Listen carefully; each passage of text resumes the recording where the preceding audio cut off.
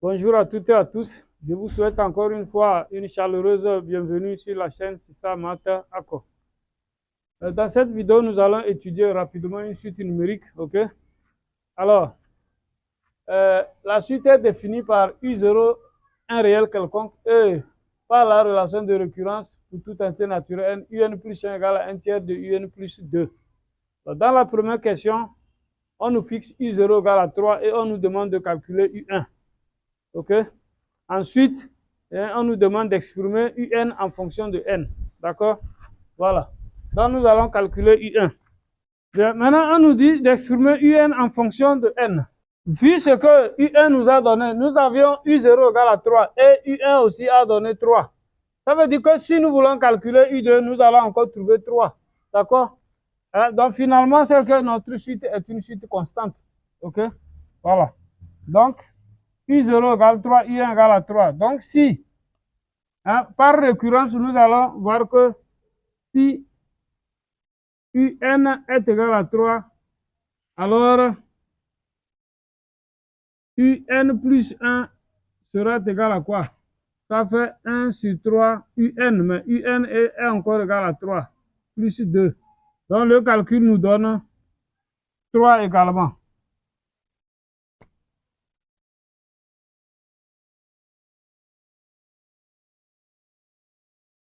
Voilà.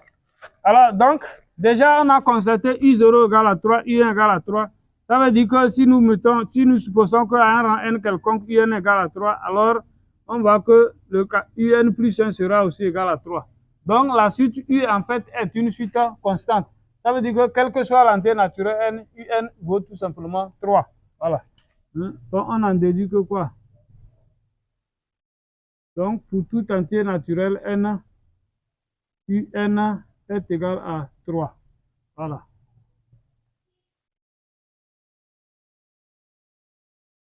Bien, maintenant nous allons aborder la deuxième question. Dans la deuxième question, on nous demande de déterminer le réel alpha pour que la suite V soit une suite géométrique. Ici, on nous dit U0 n'est plus égal à 3. Ça veut dire que la suite n'est plus une suite constante. D'accord? Voilà. Donc, Vn est défini par Vn égale à Un plus alpha. On nous dit de trouver le réel alpha pour que la suite V soit une suite géométrique. OK? Voilà. Donc, comment allons-nous répondre à cette question? Bien. Alors, nous savons que, on sait que V est géométrique. La suite V est géométrique si et seulement si Vn plus 1 peut s'écrire sous la forme Q fois Vn. Q étant un nombre réel. OK? Voilà. Donc, si on peut écrire Vn plus 1 sous la forme QVn, où Q est un nombre réel, alors c'est une suite géométrique. Donc, nous allons déterminer alpha pour que notre suite Vn, pour que la suite V puisse, pour qu'on puisse avoir une relation de ce genre. D'accord? Donc, suivez attentivement là-bas, c'est très important. OK. Donc, en effet, nous allons déjà définir Vn plus 1. Mais Vn plus 1 est égal à quoi? Vn plus 1 par définition, Vn plus 1, donc comme on a remplacé n par n plus 1, je remplace au niveau de Un aussi n par n plus 1. Donc Vn plus 1, ça fait Un plus 1 plus alpha. Bien. Maintenant, mais nous connaissons Un plus 1 en fonction de Un. Puisque Vn est en fonction de Un, nous allons aussi remplacer. Voilà. Donc ce qui nous donne 1 sur 3 Un plus 2 plus alpha. Bien. Voilà notre Vn plus 1. Alors, nous disons que nous voulons que Vn plus 1 soit sous la forme Q fois Vn. Ce qui veut dire que ici, c'est ici, il faut vraiment être vigilant, il faut être très attentif. C'est vous qui imposez, qui allez déterminer alpha pour qu'on puisse avoir une relation de ce genre. OK? Bien entendu, ici, c'est le cas, Q doit être différent de 1. Et sinon, ça sera encore une suite constante. Donc, c'est pas... Voilà. Nous allons voir. Alors, en observant attentivement, ici, déjà, nous voyons Vn plus 1 égale à 1 tiers de Un plus 2 plus alpha. OK? Bien. Mais dans l'écriture de Vn, voilà, Vn, c'est Un plus alpha. Il n'y a rien au niveau de Un. Le coefficient de Un ici, c'est 1. Donc, avec ça, en observant attentivement, OK, nous allons voir. Nous allons essayer de libérer Un ici. Hein? Pourquoi? Pourquoi je dis ça? Parce que nous voulons la relation Vn plus 1 égale à Qn, hein, veut dire que ça veut dire encore que Vn plus 1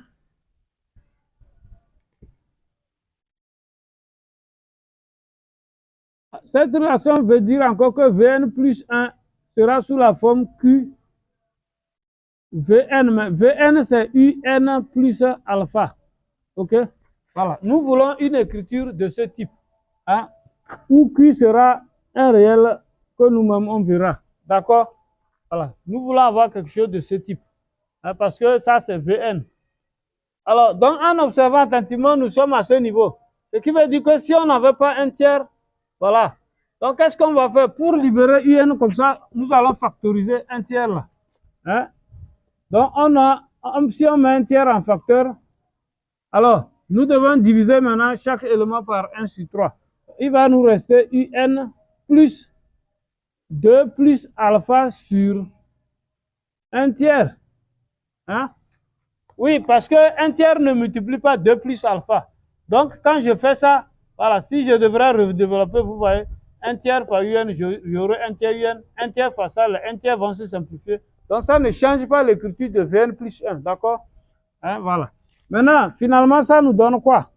Ce qui est égal à 1 tiers facteur de Un, mais 2 plus alpha sur 1 tiers, en multipliant par l'inverse, ça va donner maintenant 3. Donc, le 3 va multiplier, voilà, 2 plus alpha comme ça. OK? Voilà, voilà ce que ça devient. C'est-à-dire, ça donne tout simplement 1 sur 3 facteur de Un plus 6 plus 2 alpha. Voilà. Nous sommes ici. Maintenant, on nous demande de trouver alpha pour que la suite soit géométrique. Déjà, en observant ça et ce que j'ai écrit ici, vous voyez, hein, le 1 tiers là va jouer le rôle de Q. Mais si ceci, le 6 plus 2 alpha là, si 6 plus 2 alpha était égal à alpha, alors le problème serait réglé. Donc, nous allons imposer à 6 plus 2 alpha d'être égal à alpha et on va voir, cela correspond donc à quelle valeur de alpha. D'accord? Voilà. Donc, je dis, nous allons imposer à 6 plus 2 alpha d'être égal à alpha. Hein? Voilà. Donc, comme ça, nous aurons notre relation que nous cherchons. Alors, donc ici, on va dire quoi? La suite V est géométrique. V est géométrique. Bien sûr, deux raisons. Un tiers. Hein? Si V est géométrique, si 6 plus 2 alpha égale alpha. D'accord? Mais 6 plus 2 alpha égale alpha. Si nous allons résoudre cette équation d'inconnu alpha, voilà. Donc, on aura quoi?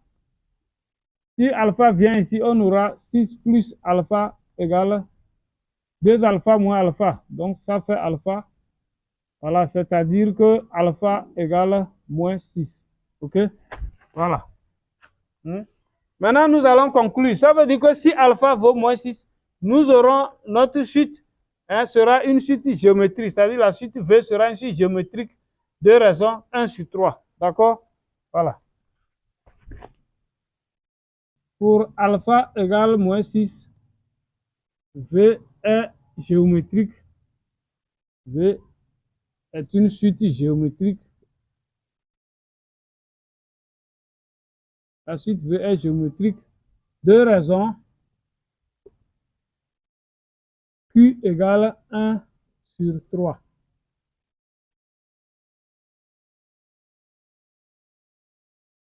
Voilà. Hein? Donc, c'est ça la valeur de alpha qu'on cherchait.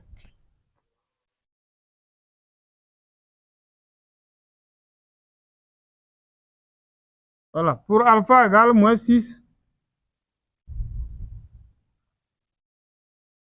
la suite V est une géométrie de raison Q égale à 1 sur 3. Bien. Maintenant, après, on nous demande d'exprimer UN en fonction de U0 et N. D'accord? Voilà. Mais UN, nous ne connaissons pas la nature de la suite UN. Mais c'est la nature de la suite V que nous connaissons. Donc, mais il y a une relation entre V et UN. Donc, quand on vous pose ce genre de questions, la suite dont vous connaissez la nature, essayez de voir d'abord, hein, est-ce que vous pouvez l'exprimer en fonction de N? Et ensuite, quelle est la relation entre cette suite et la suite, voilà, dont vous ne connaissez pas la nature? Mais c'est, voilà, donc c'est ce que je peux vous dire. Alors, il est question d'exprimer UN en fonction de I0 et N. Mais nous allons d'abord exprimer Vn en fonction de N. OK? Voilà. Donc, pour cela, je dis, exprimons d'abord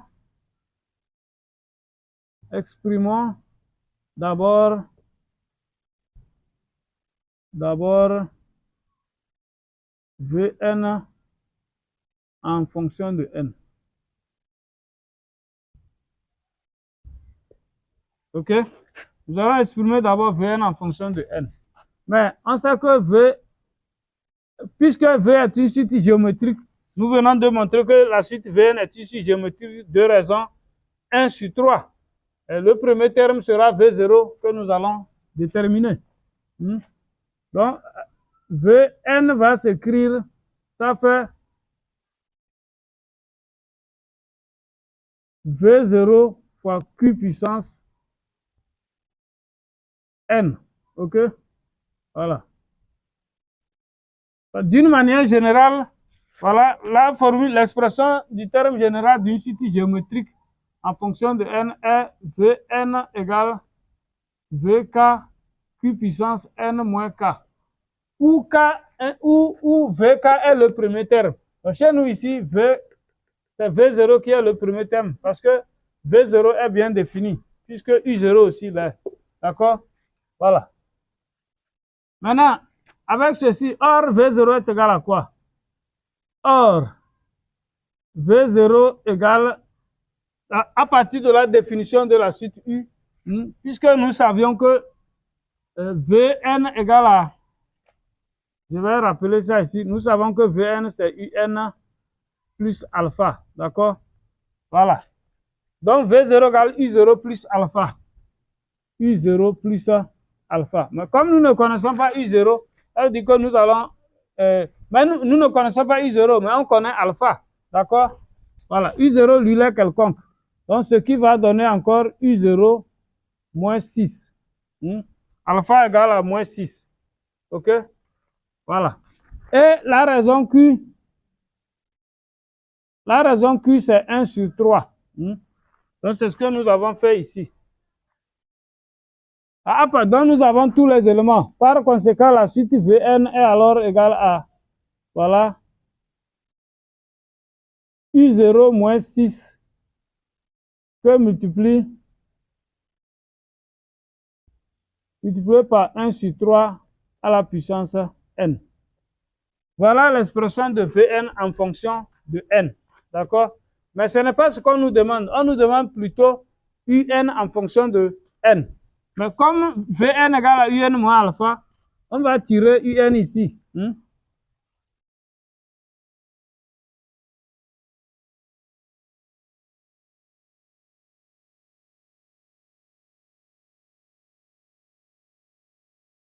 Bien. De plus, je dis de plus, hein, Vn égale Un moins Un plus alpha. Mais alpha est égal à chose. Hein, alpha est égal à moins 6. Si vous voulez, ça fait Un moins 6. Voilà. Donc, Un sera égal à Vn plus 6. Ceci implique que Un égale à Vn plus 6. OK? Mais comme je connais Vn en fonction de 1, je remplace ça là-bas. Hein? Finalement, on en déduit que quoi? Il vient il vient que la suite UN en fonction de N, ça fait et U0. UN en fonction de N et U0, ça serait égal à, voilà, U0 moins 6 fois 1 sur 3 à la puissance N, voilà, plus 6, ok? Voilà.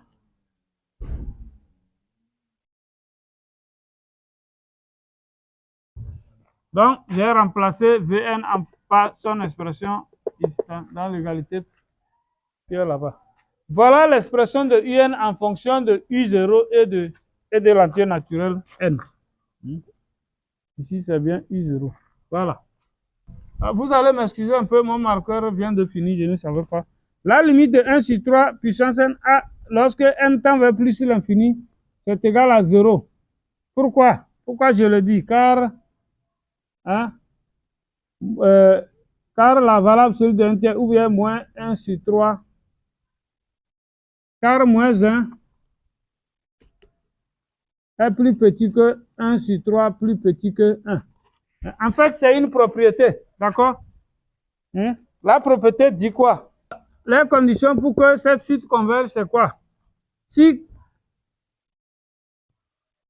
la limite vaut 0,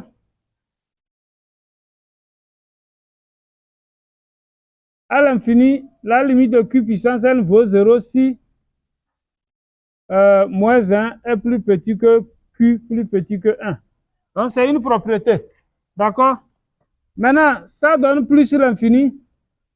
La même limite. Ça fait plus l'infini si q est plus grand que 1. D'accord? Si q dépasse 1, ça fait plus l'infini. Maintenant, si q est inférieur ou égal à moins 1, la limite n'existe pas. OK? Voilà. La limite n'existe pas si q est inférieur ou égal à moins 1. Et si q vaut 1, en ce moment, c'est une suite constante. Donc, voilà. Et toute suite constante est convergente. Bien. Donc, c'est ce que j'ai utilisé ici. Alors, vu que la limite de 1 sur 3 puissance n, lorsqu'un temps donne 0, on en déduit que quoi? Quand vous avez 0, 0 fois tout, U0 moins 6 sur le 2 fois 0, ça fait 0. Et donc, la suite, UN converge et sa limite sera égale à 6. D'accord? Donc, je dis, à partir de là, donc la suite U est convergente. Et sa limite est la limite de UN lorsque n tend vers plus l'infini, c'est égal à 6. Parce que la partie là sera égale à 0. Voilà. Bien, très chers amis, notre vidéo prend fin ici. J'espère qu'elle vous a apporté quelque chose. Si c'est le cas, n'hésitez pas à liker, voilà, à partager. Et si vous n'êtes pas encore abonné, surtout, si vous n'êtes pas encore abonné, veuillez vous abonner, activer la cloche de notification pour ne pas manquer les prochaines vidéos comme ceci. À bientôt pour une nouvelle vidéo.